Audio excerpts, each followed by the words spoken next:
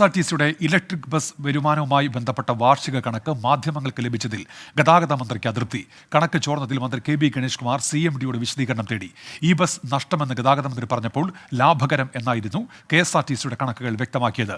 ഷഫീദ് റാവുത്തറുണ്ട് വിശദാംശങ്ങളുമായി ഇപ്പോൾ തിരുവനന്തപുരത്ത് നിന്ന്. ഷഫീദ്, എന്തൊക്കെയാണ് വിവരങ്ങൾ?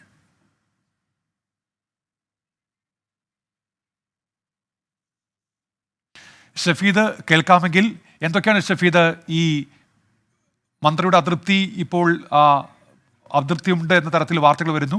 ആ കണക്കുകൾ പുറത്തു വന്നതുമായി ബന്ധപ്പെട്ട് എന്തൊക്കെയാണ് വിവരങ്ങൾ ഷഫീദ്?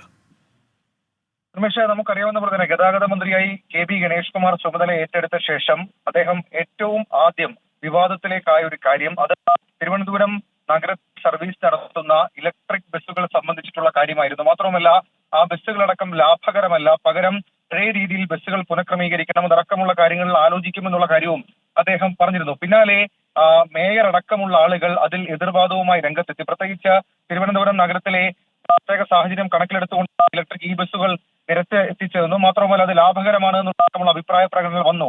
അതിനുശേഷം കഴിഞ്ഞ ദിവസം പുറത്തു വന്ന KSRTCയുടെ വാർഷിക റിപ്പോർട്ടിൽ സിറ്റി സർക്കുലർ ബസ്സുകൾ ലാഭകരമാണ് എന്ന് തെളിയിക്കുന്ന കണക്കുകൾ ഉണ്ടായിരുന്നത്. ഈ കാര്യത്തിലാണ് മന്ത്രി കെ ബി ഗണേഷ് കുമാറിന് ഇപ്പോൾ അതൃപ്തിയുള്ളത്.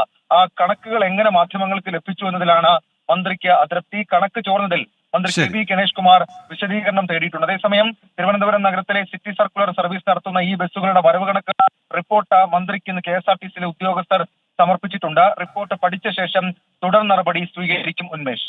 ശരി, ഷഫീദ് റാവുത്തറാണ് വിവരങ്ങൾ നൽകിയത്.